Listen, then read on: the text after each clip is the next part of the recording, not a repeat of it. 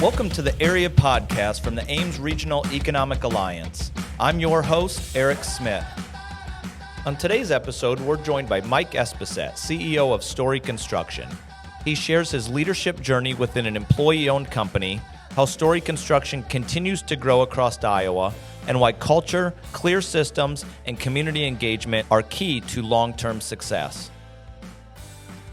This episode is presented by Flynn Wright, Iowa's premier full-service advertising agency, serving clients from coast to coast for over 40 years. Experts in crafting stories that sell, Flynn Wright prides itself on helping brands drive performance and stay one step ahead. Mike Espeset, thank you for being on this episode of the Area Podcast. How are you? I'm great today. Eric. Good. CEO, Story Construction. So Story Construction, general contractor, construction manager. But this is a company that has been around since 1934. I mean, and maybe it's weird to say. We're approaching 100 years here. So We are. I mean, that's really incredible. And you've been with it for a long time. Tell me about the scale of Story Construction and sort of what's on your mind right now.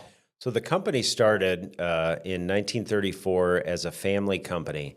It started as James Thompson and Sons. So around town, a lot of the old timers still may refer to us as JTS. Okay. And they moved here from Albert Lea, Minnesota during the Depression, thinking, this might be a good place to start a company. This would likely be a growing area. So they moved here, started the company, and then developed projects throughout the entire state of Iowa, and concentrated here really in Ames and with Iowa State, and grew up that way. In the late 60s and early 70s, so James Thompson and Sons was a union company. Well, there were non-union companies coming into this marketplace competing for work as well. So it was pretty common for companies to have a union division and a non-union division with a common back-of-house support structure. Hence, that's how our name got to be Story Construction on the non-union side. There was a few ripples through that with some name changes, but that's what it was. Story ultimately incorporated in 1972, and throughout that process, the company name James Thompson and Sons Sunset, and Story was really born out of that. But it's the continuity of the same company. Oh, that's incredible. I had no idea about that story. Was that common, having the union and non-union? I mean, was that common at the time? It was. So, and apparently, companies throughout the state and probably throughout the U.S., the non-union company took the name of the county within which you did business, hence Story Construction. But I'm told there was a Blackhawk Construction probably up in Waterloo, and different names in different places. So that's how it started. And for the ownership piece, then James Thompson and his sons owned the company, and James had retired, and one of his sons was running a bid in Mitchellville and was hit by a train and killed. And the other son was not well suited to continue the company by himself. So he invited a few key employees into the ownership rank, and there were really no Thompsons to carry that ownership after that. Yeah. That's how we became an employee-owned company. So your role and evolution in the company, so reference CEO currently, but prior to that, you were president of Story Construction for 20 years. And so, you've been part of the leadership of the company for several decades at this point, but how has your role changed as the scale of the company has continued to evolve? So my role initially when I graduated from Iowa State was project engineer, and I was with the company, left the company, and then came back. So my role was through the different operations functions of a company, and I came back to be the primary business development person. And when I came back, shortly thereafter, there was another leadership change within the company and ownership change that included me to become president, and really primarily as the outward-facing portion of the company and business developer. So I tell people, if I make friends, keep friends, and make things happen, that tends to be good for our company. And so that role really hasn't changed in the last 20 years. And the scaling of our company has grown some with now becoming an ESOP 3 years ago. Yeah. So we have a office location now in Sioux City since we acquired a company there. So the scaling of our company is getting me a little bit further out in front on some things. But other than that, it hasn't changed much in 20 years. So 20 years ago, the forward-facing role, that was a deliberate choice at the time to bring you in and then have that person and then you, but that role serve as that function. Like what were the variables at the time that allowed for that to make sense? So the preceding generation of owners at Story were Norm Reese, Dick Johnson, and Larry Spurlick, and those names might be known to some of your guests or some of the listeners to this podcast. And they had a division of labor in how they did what they did that worked for them. Well, as the next generation transitioned and as we took over the company, it was primarily myself, Pat Geary, and Steve Tenney. And so we then elected a division of labor between us that suited our interests, our personalities, and our skill sets. And so mine tended to be more outside of the company and outward facing, and they were more in the nuts and bolts of the day-to-day of the company. So my first exposure to Story Construction is my previous role with Ames Schools and the Ames High School project. And I bring that up because it's a point of reference not only for me, but I think it can be a point of reference for our listeners who may not be familiar with the scale of projects that you're working on. But I mean, you're working on not only K-12 stuff, but you can go past the current high school. You're working in manufacturing with research facilities, higher education, commercial buildings. I mean, how many projects do you have going on any given time of maybe of that scale and scope? Yeah, so I would say at any one time, we've got somewhere between 12 and 18 to 20 projects. And they can vary in scale, they vary in their length of time and their duration. They all have their own unique complexities. I would say Ames High is an anomaly. That's over $100 million project. Yeah. We don't do a lot of those. More bread and butter for us is probably that 2 to 10 or 2 to $20 million range, but we'll have some smaller and we'll have some larger. Yeah. Well, then going back to that project, what did you learn in that process? Because I think it ended up being, somewhere around $130 million, and the scale of, it included the gymnasium and not just, the classroom space, but, the pool at the time. And there's just so many things that are all combined into one project. Did it challenge the team and Story Construction in good ways? I mean, clearly you're going to have takeaways. It challenged everybody. So our project manager on that was Dean McCormick, and Dean joined our team from Iowa State after running the facilities function there for 21 years. And so it was a real gift to have him on our team to help lead that project with our leaders on site to make that happen. So we needed to work through the design and the planning and executing of that brand new school on the site where the current high school is. Yeah. And we needed to keep it, the existing high school, operational and safe while we were doing it. And so we needed to develop a phasing strategy where we could do a portion of the work and turn some of it over for parking, while we then could do another portion of the work to execute the final completion of the project. And in the middle of it, COVID-19 happened. Correct. And so that disrupted rhythms, disrupted supply chains. It made some work available sooner than expected, and so we jumped on that, but not everybody was ready for that, so there was some bumpiness there. We, I think, had administration change 2 or 3 times within the district at the high school level and at the superintendent's office level before being complete.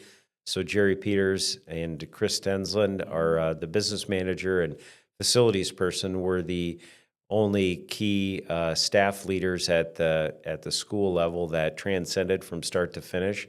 So between OPN Architects and our team, we were a real voice of continuity from how it started and how it ended, and we could be the arbiter of all that info along the way. I mean, from all the projects that you can reflect on, and even if you reflect on that project today, isn't it amazing that it got done on time and on budget and all of those things? I mean, it got built, but despite not just the building part of it, but all of the logistics outside of that, you mentioned how you needed to, just the route that the trucks needed to go to get supplies there because school is going on, and then COVID and all of the other things. I mean, it was logistically just complicated. Certainly logistically complicated. So I think that speaks to the team of contractors we had, the design team we had, and then our team. And Dean McCormick said something that was really noteworthy to me. He's been involved in building Jack Trice Stadium improvements and complicated things on campus. And after completing that project, he said that that high schools are underrated in terms of their complexity. Because Dean would do an auditorium, or he would do an athletics thing, or he would do a classroom building, or he would do lots of things, but he would never do all of them in one building that had this set of systems to be able to support it all. Yeah. So that in and of itself was complicated. There are not many new high schools built in Iowa or even the Midwest these days with enrollment patterns and so on and so forth. So it was all complicated. So from a company standpoint, I mean, clearly there has to be the knowledge base of construction, and there's a lot more into it than what I could ever articulate. But really isn't, I mean, Story Construction and the company in and of itself, I mean, you're a problem-solving company because it's not just building a building, it's you encounter things along the way, but you have to build sort of that ability to pivot, to communicate effectively to subcontractors as things start to get uncovered. Even new builds are not clean all the way through, and you can't expect to know everything from the beginning. That's amen. Preach. So then how do you hire for that? How do you plan for that? How do you function within the middle of it? Because, and I'll take the high school project, I mean, that's a 3-year build. I mean, these are not quick projects. Right. These are long gestating projects with supply chain variables that you have to manage.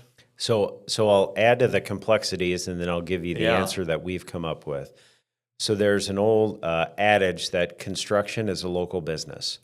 And so that means that you historically do business with people that you do business with time and time again through subcontractors and architects and trade partners. Well, that is becoming less and less true. That's less and less true today than it has been in years past. There are more specialized systems. There are more fractional parties that do specialty work within projects. People travel some further distances for those specialties. So really, each project is a prototype. And that was always true, but now the relationships are prototype. And all the while, baby boomers are retiring, and young people are coming in, but not in the same number or skill set. So how do we deal with all this added complexity and the demand now more than ever to deliver it well, deliver it quality, deliver it here? So we observed this brain drain happening in our industry probably 15 years ago. So 13 years ago, we started our lean methodology. We started our journey with our construction production 2.0 process as a way to be able to crowdsource wisdom on our projects from everybody that was there, as opposed to a singularly smart person guiding, leading, and directing everybody in what to do. And so how we deal with the complexities is this methodology that we have and this planning system that we have and the environment that we have that involves everybody on the project to figure out how we should do it and really gets everybody's wisdom, not just somebody's wisdom. So this construction production 2.0, is this the trailer system? It is. So I'm going to maybe tee this up based on my observations. It is absolutely fascinating. I witnessed it with the Ames High School project, but I know that you use it across all of your projects. And what's interesting is in the construction trailer, there's a big wall of whiteboard, and it's gridded out, and there's colored sticky notes that from the beginning of the project all the way to the end, so it could be over the course of 3 years, they move across this. And so I need you to fill in the blanks here for me because it's and how it's used. How do I describe it? Help me fill in the blanks here. Yeah, so some people describe it as a visual project management system. Okay. And it is, and the boards have the macro and the micro all in the same spot. Yeah. So the macro being the overall schedule for the project and how we intend to execute it with visual cues for all the trade partners. The center section of the board then sets up a workflow process that the team comes up with to navigate this work. And then there are daily crew assignments for each crew on the site from all the trade partners about planned work to execute that day. And so there are a lot of systems in our industry that have the macro and the micro related. This is the only one that we're aware of that have the macro and the micro connected. And so the magic is in its visual nature, but more importantly, it's in the conversations that we have. So for some of your more seasoned listeners, I tell this story. So 35 years ago, when I started in this business, there were no mobile phones and there was no Casey's Pizza. And so when you went to a job site, you took your lunch, and during break time, everybody hung out at the job. There's no time to go anywhere. Yeah. And so during those times, you would sit around and have conversations about what you're doing that weekend, what your kids are up to, what the sports game, the ice fishing, whatever it is. And while those conversations were happening, there was some imparted wisdom and discussion about the work that you're doing, what we're going to go do. Hey, let's remember to do this, that, the other thing. Well, today, what happens during lunchtime and break time on a job site or anywhere else, people scatter generally for their isolation. They want to get in their phone and see what they missed, or they go sit in their car. It's like they're overstimulated by being around people, so they scatter, just the opposite of what happened 30 years ago. So what happens in the trailers then through this process is we actually sanction the conversations that used to otherwise happen among people that would get to know one another about the work that they're going to do. We've taken it from what happened sort of in the freeboard of life, and we make it now part of the system, and we create that relatedness, we create that connection, and we create that learning through the boards.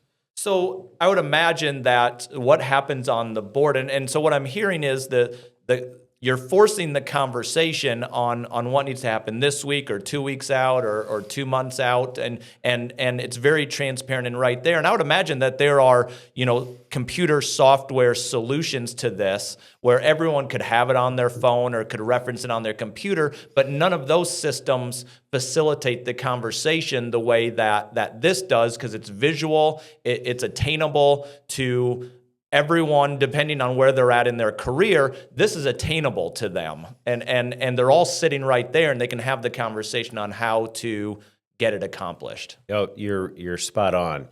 The magic is in the conversations. Yeah. The boards help everybody see what the nature of the conversations can be about. So I was just having this conversation last week. 10 and 15 years ago when we started this, we resisted the desire to make it virtual because everybody wants to computerize it and digitize it somehow. But many of the senior leaders that we had at the time were not digital natives. And for them to participate, it was easier to get their full wisdom with Post-it notes and Sharpies and conversations. Yeah. Today, we still have it visual and tactile and not digitized. because today young people that are coming up are not as accustomed to want to have the conversation, which is all the more reason to facilitate their ability to contribute their ideas, but their ability to learn from others who are contributing their ideas. How fascinating is that, though? I mean, as you mentioned, just, several years ago, you're thinking about one generation, and now you're thinking about a completely different generation with different needs and habits, and to make it the most efficient, as a company, you need to build that structure to, again, force the conversation. Yeah, it's when it's really humming and really running well, it's magical. Yeah. And it is an effort with intent to get people all together to be able to do it. Now, that said, when COVID-19 happened, we needed to adapt and meet in smaller groups and meet somewhat virtually. But we found through time that atrophied some, and we got better once we got back together. As it was described to me, and I really love this approach as well, is there's this process of where, you take the action and you take the colored sticky note and you have to move it into the next phase or the next square. And if that didn't happen, there needed to be an articulated reason why. And it wasn't a judgmental way of providing feedback, as in, like, why didn't this get done? But it was enabled to build the next action steps in order to get it done. Because there can be all sorts, there could be supply chain things. A subcontractor, they could have sick employees, where the time just wasn't invested. But there was always a reason why it couldn't move on to the next step. And then that allowed for planning accordingly. You're right. There are a few pieces in the process where if something doesn't move, we'll ask for a variance reason. What changed from the original plan that is now not allowing this to happen now? And that's really a learning opportunity for everybody on the site. So the trailers need to be a safe place. They cannot be a place of sarcasm, ridicule, blame, or shame. Yeah. We can always learn something if we can deal with each other professionally. And so we need to preserve the environment in the trailer and on the sites for people to be able to speak truth, because we can always manage truth. Right. And so from your seat, you have some say in, the project manager and who you're employing. But I would imagine this conversation is happening with a lot of other subcontractors who are not necessarily Story Construction employees. And so it's incumbent upon Story Construction's leadership to make sure that trailer is that type of environment where we're really just here to try to make this as efficient and productive as possible, and then being talented enough to manage when some of those other things maybe enter the conversation. That's true. So we've now, having done it as long as we have, almost every company in this market that could be on one of our jobs has been on one of our jobs. That said, even if that company has been there, that doesn't mean that foreman or that project superintendent has been there. So each project is unique. It's a prototype. It's a unique set of people with a unique set of plans to be able to execute in a unique set of circumstances. So the system is not complex to understand. It just requires diligence and rigor to execute. Yeah. And really, we've had a terrific following. And people were anecdotally told they pursue our work more aggressively because they appreciate the ability to not only know what their plan is, but what everybody else's plan is on the job. It allows them to be more productive. And at its core, we want everybody on every one of our sites to have a good day. And a good day is really defined by executing your work that you plan to get done in the manner in which you plan to do it. And so if our craftspeople have good days, supervisors and leaders have good days, company owners have good days, and end users have good days. This episode of the Area Podcast is sponsored by... You have a story to tell. That story has a job to do, to be seen, To be heard. To sell. To find inspiration and insight. To use persuasion to change behavior. To turn strategy into tactics, tactics into action. To sell. Nobody does that better than Flynn Wright. Welcome to Bethany Life. At the Households of Bethany, we offer thoughtfully designed services through transitional, respite, memory, and long-term care, centered on dignity, respect, and quality of life. At Timberland Village, we offer independent and assisted living, as well as our twin homes. Life Choices at Bethany is our life care at home model, offering personalized support in your moment of need brought right to your doorstep. And with Bethany at Home, we extend compassionate care and support wherever home may be. Learn more at BethanyLife.org. Bethany Life, built on hope, wellness, and compassion. At Northcrest Community, we've made a lot of changes in the last 60 years, but the best things have remained the same. I'm Dawn Borwig, CEO of Northcrest, and I want to tell you why. When you choose Northcrest, you're beginning a new stage of fulfilling, worry-free living. Say goodbye to the burden of home maintenance and hello to an active, engaged community. As the only nonprofit, locally owned and operated community in Ames, we guarantee you a home and our care for the rest of your life. When your needs change, you stay right here, in your community, near your friends and your family. At Northcrest, no one is ever asked to leave because of a lack of funds. That's our nonprofit mission. That's the Life Care Promise. Our residents will tell you, don't wait, don't put it off. Come enjoy all the benefits Northcrest Living has to offer. To learn more, visit our website at northcrestcommunity.org or call to schedule your tour with Kimberly today.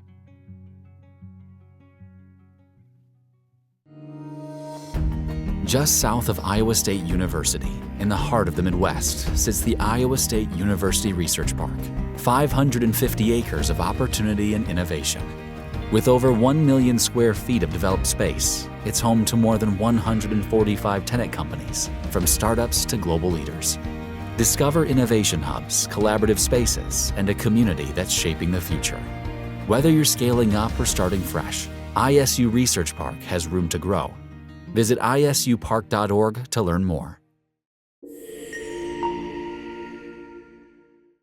So what I find interesting about hosting this podcast, and we've had a range of industries represented, in guests, are the themes that come out of leadership. And the part that I love the most is how companies continue to develop and maintain culture. Because really, when it comes down to it, when we talk about high tech, low tech, whatever the industry is, it comes down to how invested the people feel in their companies determines how productive and how innovative they are. And, when we had the conversation on the front half of the break about the trailer and the CP 2.0 process, really it comes down to culture. I mean, yes, you are building multi-million-dollar facilities, but that happens by developing culture.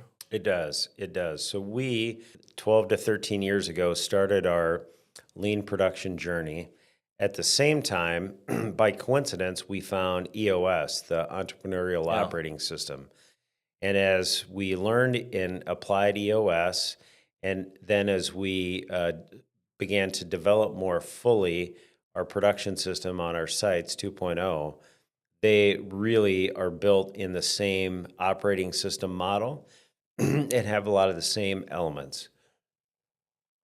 So just prior to coming today, I recorded a state of the company video, and that's how we lead off, talking about we have two operating systems, and some team members operate in one, some team members operate in the other, and some transcend both. But really, we all sing from that same sheet of music. When we talk about culture, I've appreciated some of the things that you've written about over the last year, and so we're going to kind of unpack a few of them, but one of them was you talking about leaders bringing the weather, and I know that you wrote about it. You heard it from people and you've seen it, but is it something that you continue to think about over and over, and then do you instill that into others within your company? Yeah, so I was, I think, listening to a Mel Robbins podcast, and she uttered those words, and then probably within a week of that, I read them somewhere else, and that was pretty stirring for me. So what that really means to me is leaders set the tone, and they set the environment, partly cloudy, partly sunny, always sunny, always stormy. And so I thought that was a really meaningful metaphor for everybody to examine what sort of weather they bring. And I think I'm generally partly cloudy at work, generally partly sunny, but I'm not always in the dumper, and I'm not always puppies and rainbows and sunshine on the top side of it. I think that's my disposition, and I don't know that there's any particular preferred leader's disposition, as long as you sort of own it and then you manage it. I can see people sort of straying from their standard, and I think it's confusing for a lot of people to follow. So do you calibrate yourself on that from time to time? I would imagine you've probably had moments of maybe peaks and valleys, and you have to sort of, maybe I'll say I've had moments of peaks and valleys, and I have to check myself and get calibrated, and or do you have others in the office that maybe help you calibrate, where you have that trust level and say whatever it is that you need to hear? Yeah, so our leadership team can certainly do that, but yeah, I think I calibrate about daily, because even within the day, there can be episodic things of joy and discouragement, and I don't feel like I have the luxury to sort of live that full amplitude all the time on display for everybody, whether it's for my workmates, my family, or my friends. So I try and keep it in the center band and take off the high spots and the low spots for probably everybody else's sanity, to include my own. One of the other things that you wrote about, and actually when I read this, it was really refreshing to me. You talked about leaders need to have the ability to adjust their altitude. And the way I read that was, you need to be able to go up high and see this big picture view and not always just live in the weeds. But then you also need to be able to come down and understand what living in the weeds or amongst the trees looks like, because at times that's where other people are working. Like, they're working in some of that day-to-day and the finer details. And so leaders need to be able to do that. And that's not always intuitive for everyone.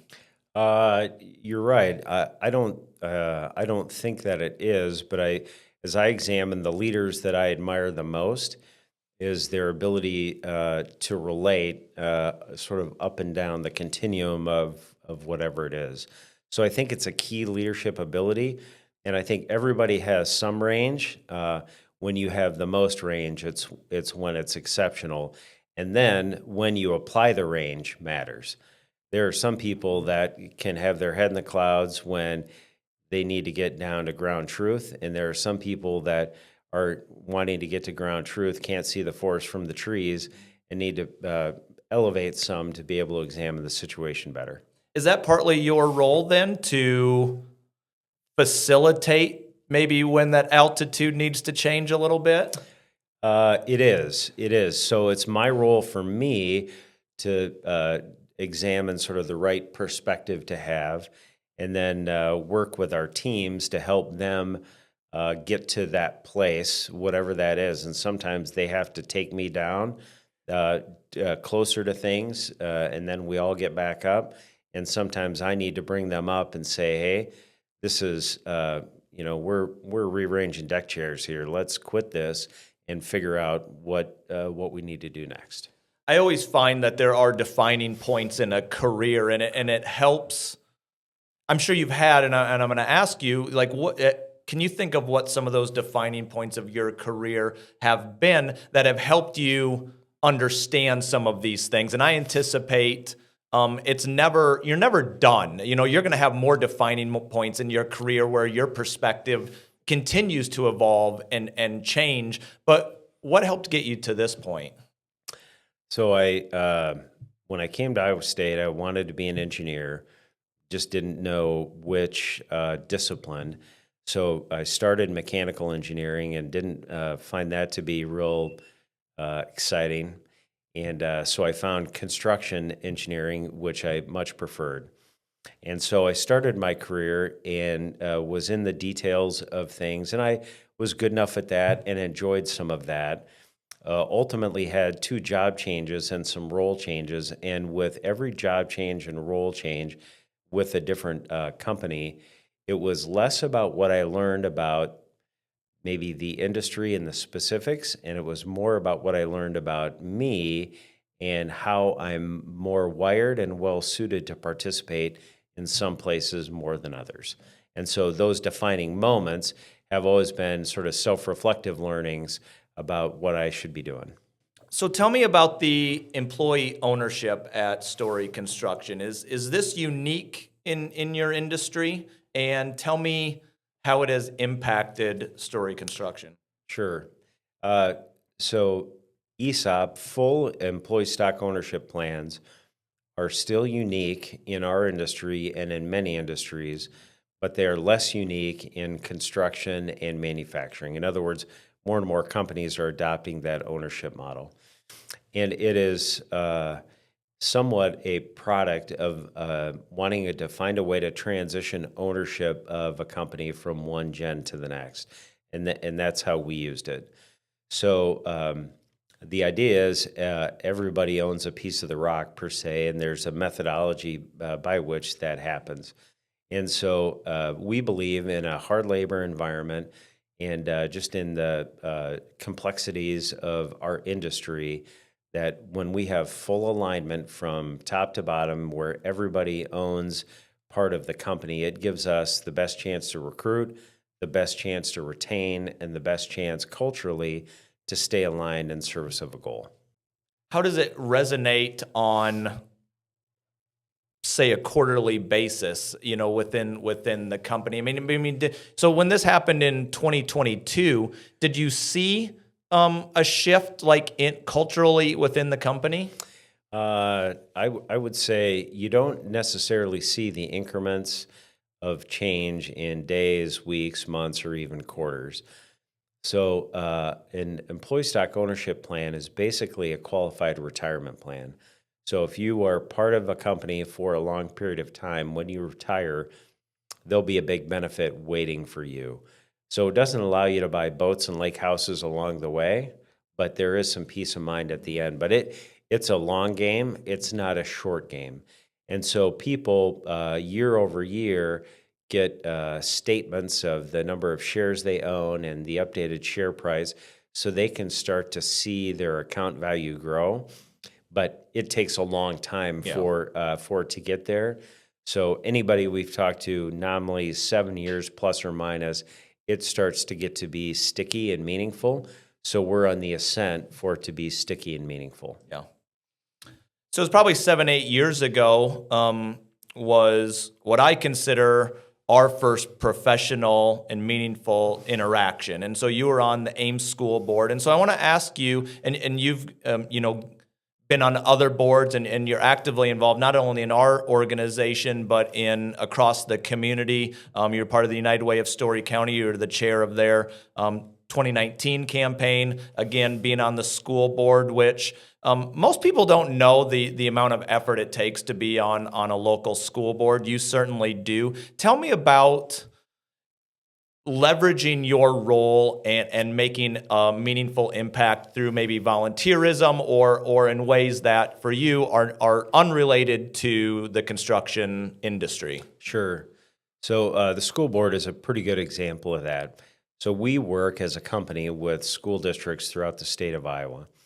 And when there's good alignment and relationship between the board, the administration, and the community, there's very little that cannot happen. In other words, it's terrific. At the time, there was not great relationship between the administrative team and the board and the community. And so I never aspired to run for public office, but I thought a couple of things. I thought, well, if not me, then who? And secondly, I wanted to run an experiment where I could participate and be a citizen governor, sort of play that part without it defining and consuming a disproportionate amount of my time. And so I had the privilege of being able to do that with the voter support in Ames, and we did that. So I ran for office because I knew that I could be unusually helpful with my background and with the projects that were coming up, to not include the high school. So I would say that had we not been building anything as a district, I probably might not have done that, but I thought I could be particularly helpful then. And then it was just a matter of sort of managing the cadence of time. And also, I couldn't be just a school board member for building schools. I needed to be there to hire a superintendent. I needed to be there to deal with budget challenges from the state. I needed to be there, a school board member for everything, not just for construction. So I feel like, we'll take the school board, for example, but I think being a part of any board, it can be valuable for anyone that is listening. I think there are a lot of viewpoints and paths that you can take, and let's take the school board, for example. But I feel like I've always appreciated someone with a business sense also being on that board. Explain why you think that was a good pairing, and not just your understanding of the construction process. You articulated, you had to learn other things, but I think there is a certain mindset of business people that can be valuable to be on a board. Concur. And really, as it relates to maybe not just a school board, but anything, I think one of my unique abilities is to connect dots. And so a lot of people see the stars in the sky. I tend to see the constellations they make. And so whether it's on a school board or an economic development board or United Way campaign chair, I think the exposures I've had to people that can do that allow a good examination from an appropriate level, be it really detailed or really zoomed out, to be able to do that. So I think that the business background I have gives me exposure to lots of other things to be able to bring the benefit of that exposure and understanding to those volunteer assignments. So I know that you've extended that opportunity, and again, not just being on a board, but getting involved in community organizations or affiliate organizations that we help run as well, to your employees as well. So for other people that are maybe in your position, give an elevator pitch as to why you should allow that flexibility. Because I think without giving it a lot of thought, it could be easy to say, well, they're just getting out of work. Well, there is this, when you talk about altitude, if you go up a little bit, you can see that, community involvement ingrains employees, even deeper into their community, which their investment within the work is higher, et cetera, et cetera. Well, it does. And so one of the things that I learned when I was running for office is, and I'll try to remember the stats from 2017, but it was something that there were 30,000 workers in Ames. There were 20,000 workers in Ames. 11,000 reported to work here. 9,000 went somewhere else. There were 30,000 jobs in Ames, so 11,000 people reported to work here and 19,000 imported in. So this whole concept of living and working all in the same place was challenged then, and it's further challenged now. So how do you keep team members engaged?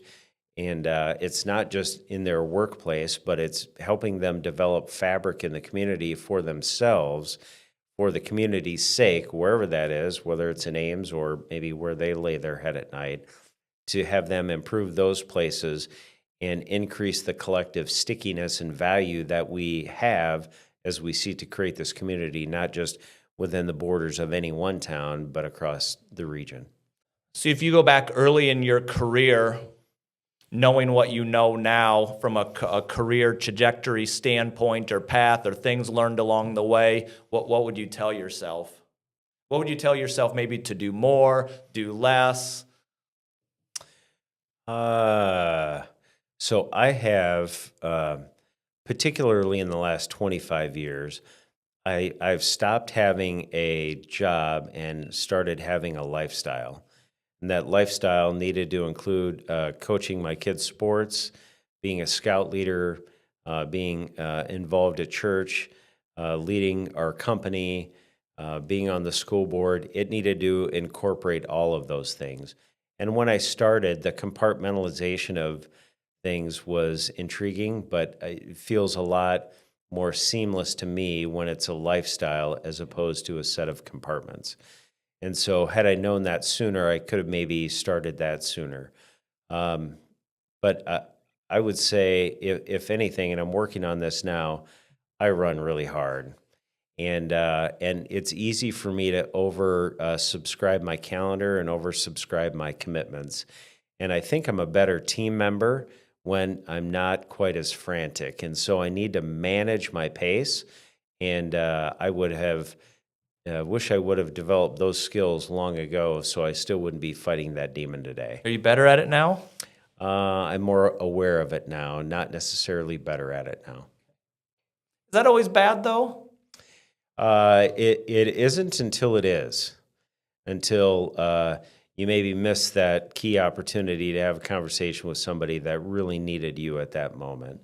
Or when you get your priorities sort of mismatched and it's hard to cover all the bases. So it's not awful. It's opportunity cost, and you never know what the cost of the opportunity was.